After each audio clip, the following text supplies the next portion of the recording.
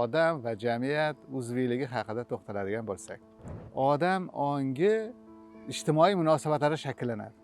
Mabodo ijtimoiy munosabat bo'lmasa, odamni hayvon boqsa, odam hayvon bo'ladi. Shundan insonni hayvondan farqli jihati bor. Hayvonni odamning insoniy jamiyatga olib kirganingiz bilan 100 yil boqing, uning bolalarini boqing, uning nevaralarini deylik boqing, u odam bo'lmaydi. Lekin insonni chaqaloqligida hayvoniy munosabatlarga qo'ysangiz, inson aynan hayvon bo'la qoladi. Shuning uchun inson hayvondan bo'lmaganligi shu bilan belgilanadi. Hayvon har qanday vaziyatda ham o'zini tabiatini namoyon qiladi, inson emas. Lekin ba'zan shunday holatlar yuzaga keladiki, odam jamiyatdan qocha boshlaydi. O'zi aslida aytganda biz ongimiz jamiyatda shakllanar ekan, jamiyatdan tashqarida demak uning yemirilish ehtimoli katta. Ammo qaysidir odamlar bor, jamiyatga teskari yashaydi. Kimlardir jamiyatdan qochib yashaydi, ammo jamiyat istagi bo'ladi. Odamlar qo'shilish istagi bor. Kimlardir ham tom, ham ko'chma ma'noda jamiyatdan tashqarida bo'ladi. Kimlardir jamiyatni ichida bo'lib turib o'zini olamida bo'ladi. Kimlardir jamiyatdan tashqarida ham jamiyat bilan birga bo'ladi.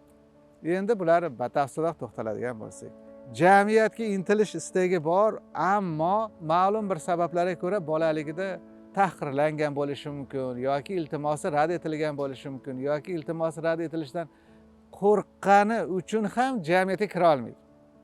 Bu odamlar o'zi ko'pincha o'zi yo'q, o'ziga faqat tevarak atrofdagilar nuqtai nazaridan qaraydi. Tevarak atrofdagilar nuqtai nazaridan qaragani uchun ham odamlarning ichida o'zini yo'qotib qo'yadi. Shuning uchun bir tomondan odam ichiga kirishni istaydi, ikkinchi tomondan xavotiri yuqori, o'zi tanasida emas, tanasidan tashqarida. Endi ham tom, ham ko'cha ma'noda odamlardan yiroqda yashaydiganlar. Bular o'zi bolalikda yolg'iz qoldirilganlar. O'zi bilan o'zi yakka qoldirilgan.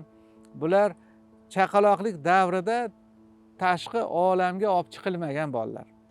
Ba'zan shunday holatlar bo'ladi, chaqaloqni tashab qo'yishadi, oldiga hech kim yaqinlashmaydi.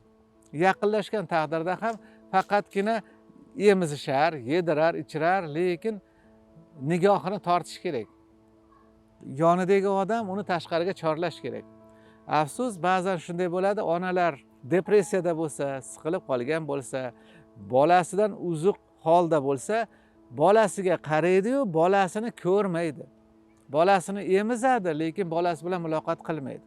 Mana shunday odamlar tashqi olamdan jalb etadigan nigoh bo'lmaganligi uchun ichiga kirib ketadi va ulg'aygan sari o'zi bilan o'zi andarmon yashaydi.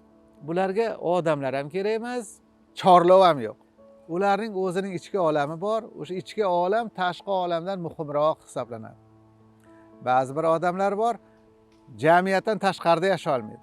Har qanday haddan oshishlik muammo deyiladi-yu. Agar odam yolg'iz qolishdan qo'rqadigan bo'lsa, bunday odamlar o'zidan ichkarida nimadir bor, o'zini chatoq hisoblaydimi, yomon hisoblaydimi yoki tahqirli hisoblaydimi, qusurli hisoblaydimi, ichkariga nigoh tashlay olmaydi. Ular o'zi bilan o'zi yakkama-yakka qoladigan bo'lsa, dahshatga tushadi. Shuning uchun ular to'xtovsiz o'zidan qochib jamiyatga kira boshlaydi. Bu go'yoki mushukni dumiga konserva banka bog'lab qo'ygan va mushuk qochyapti, konserva banka jaranglab orqasidan ketyapti. Bunday odamlar o'zidan qo'rqadigan odamlar shu mushukka o'xshashadi. Qayga qochsa ham ichki olami o'zi bilan va uning vahimasidan qochadi, lekin u orqasidan yugurib yuraveradi. Bunday holatda odam vaqti soati kelib charchaydi. Charchaganda o'zi bilan o'zi qola olmayapti-yu, jamiyat ketdan qo'yib yuribdi-yu, jamiyatga nisbatan ham o'zi nafrat paydo bo'ladi.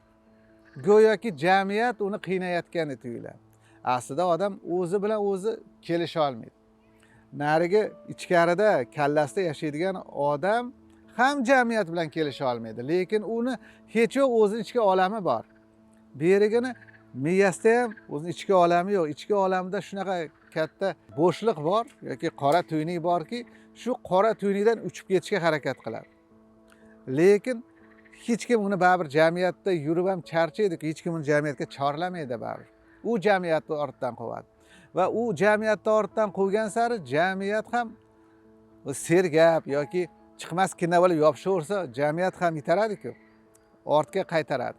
Aynan shu narsa tufayli borgan sari jamiyatdan bezillay boshlaydi bu ham. Oqibati bir ikkisi ham vaqt soati kelsa, ma'lum bir psixik buzilishlarga ega bo'lish ehtimoli bor.